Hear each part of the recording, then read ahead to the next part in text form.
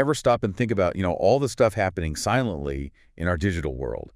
Apps, talking to the cloud, systems, running businesses, Yeah. just humming along without anyone actually touching them. Yeah, it's kind of mind-boggling when you pull back the curtain. Exactly. And that's what we're doing today. We're diving into these invisible workers' service accounts.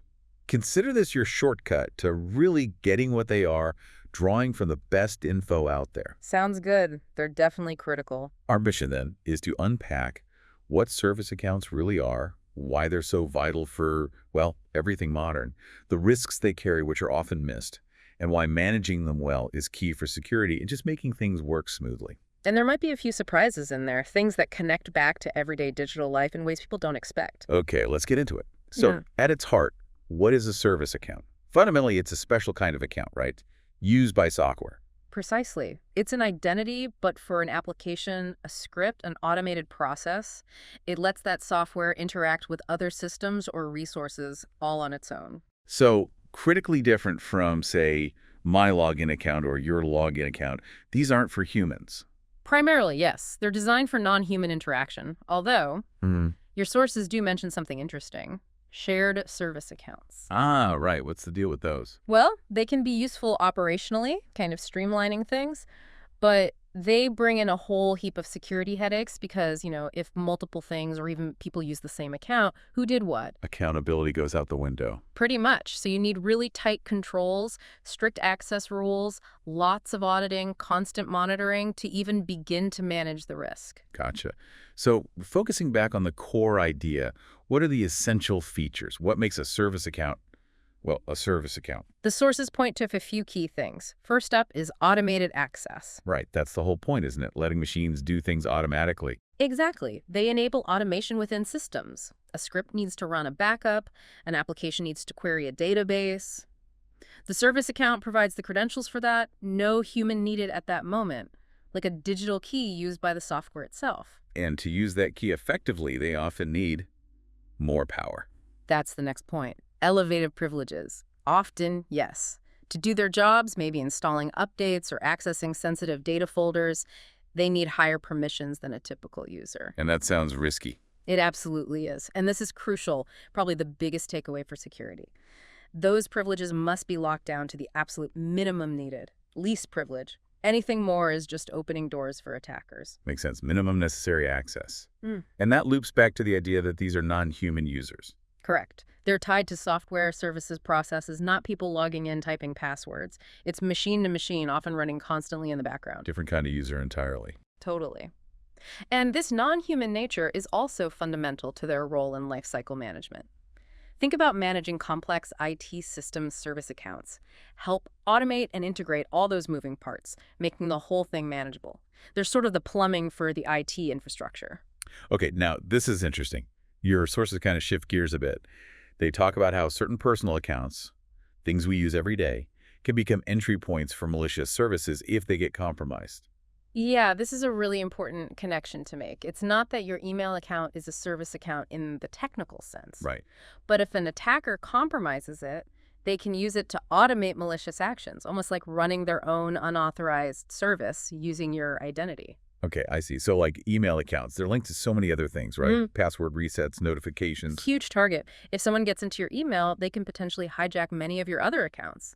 They could even set up automated rules to forward sensitive info or send out phishing emails from you. Which is why strong, unique passwords, and especially two-factor authentication, that second check, are so vital for email.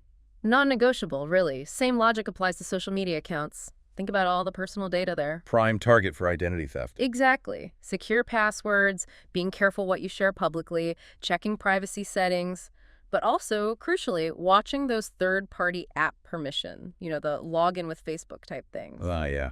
Those can be risky. They can. If an app you granted permissions to gets compromised, or if it was dodgy to begin with, it could start posting spam, scraping your data, messaging your contacts, acting like a malicious bot using your account.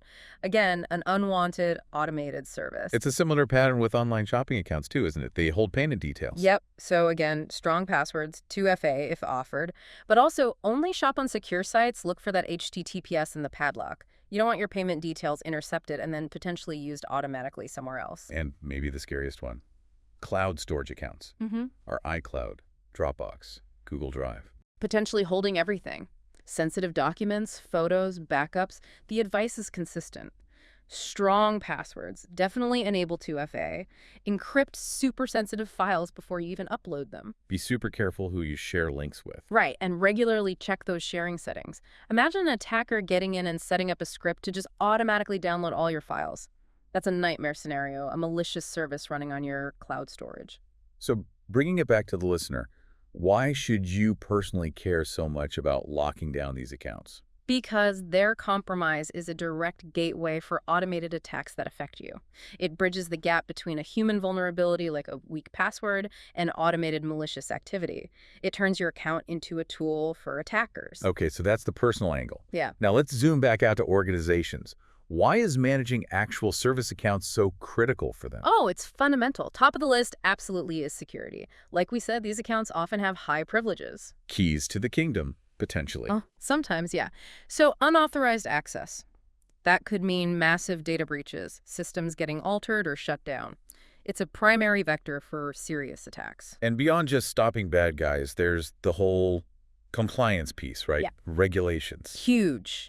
Many regulations, GDPR, HIPAA, SOX, PCI DSS, demand strict controls over access to sensitive data and systems.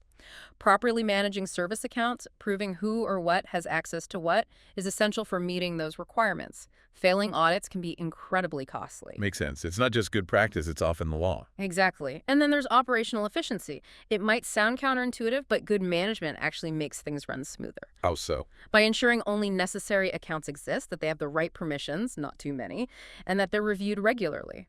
You avoid account sprawl, tons of old, forgotten, potentially risky accounts just sitting there. A cleaner setup is usually a more efficient one. Less clutter, less risk, smoother operation. Precisely. Which leads directly to risk mitigation. Poor service account management is basically leaving high-privileged doors unlocked all over your network. Getting it right significantly reduces the overall attack surface. It's foundational security. Okay, let's circle back and do that deeper dive into shared service accounts specifically. You mentioned them earlier. Define those again for us. Right. So a shared service account is one that's used by multiple people or maybe multiple applications to access some kind of shared resource. Think a shared database login or an account used by a whole team to run specific processes. So designed for convenience, maybe? Streamlining work? Often, yeah. It can simplify things operationally, but the security risks jump way up. Because of that accountability issue you mentioned. Exactly. The lack of traceability is the killer. If 5 applications and 3 people could have used that account to delete a critical file, how do you know who or what actually did it? Nightmare for investigations. Complete nightmare. And attackers know this. Both insiders looking to cover tracks and external attackers who compromise the account love this anonymity. It becomes a perfect gateway for unauthorized access, moving deeper into the network, escalating privileges. It's a serious vulnerability if not handled carefully. So knowing these risks are so high, how do organizations try to manage them? What are the strategies? Well, the number one defense is that principle of least privilege, PLP we talked about, applied even more strictly. Give that shared account only the absolute bare minimum permissions it needs to do its specific shared task, nothing more. Contain the potential blast radius if it does get compromised. Precisely. Beyond that, you layer other controls. Maybe multi-factor authentication, MFA, if the system supports it. Even for these accounts, that's becoming more common. And things like network segmentation. Meaning restricting where the account can even be used from. Exactly. Maybe this shared account only needs to access one specific server from another specific server. Block it from logging in anywhere else. Strong auditing and monitoring are also non-negotiable for shared accounts. You need to watch them like a hawk. Okay, that makes sense. Can you give us some concrete examples? Where would we typically see these shared service accounts being used in the real world? Sure. A very common one is for application-to-application communication. One piece of software needs to talk to another, maybe pull data from a shared database or use another service's API. A shared service account might handle that authentication. Okay, like system integration. Right. Another big one is automated system processes and scheduled jobs. Think nightly backups, data import-export routines, batch processing, things that run automatically, often off hours, and might need access to shared resources. Makes sense. What else? Sometimes they're used to manage access to shared resources for humans, paradoxically. Like, instead of giving 10 team members individual access to a specific shared network drive or a particular configuration tool, you give them access via a shared role-based account. Though that's often frowned upon now because of the traceability issue. Right, the very problem we discussed. Exactly. And finally, sometimes you see them used for third-party vendor access. A contractor needs limited, temporary access to maintain a specific system. A tightly controlled, monitored, shared service account might be set up for them. So, lots of legitimate uses, but always with that underlying risk needing careful management. That's the balancing act. Okay, let's try and wrap this up. If we boil down this deep dive, Hmm. service accounts, whether they're the hidden engines of automation in organizations or even our personal accounts that can be hijacked to become malicious services, they're absolutely fundamental. They really are. And understanding what they are, the risks they pose, and why managing them properly is so critical.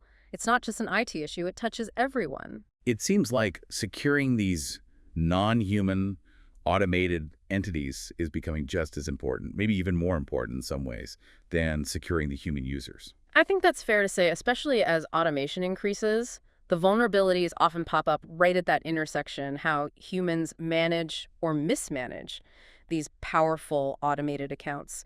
Thinking critically about all the ways things get access in our digital world, seen and unseen, is just essential now. So maybe the final thought for you, the listener, is this. How does recognizing these invisible service accounts everywhere, the ones running systems, and the ways your own accounts could be turned into them, how does that change how you think about your digital security day to day? Or even how you view the security of the companies you interact with. Right. Think about that hidden network of connections, both technical and human, that powers everything. How secure does it feel now?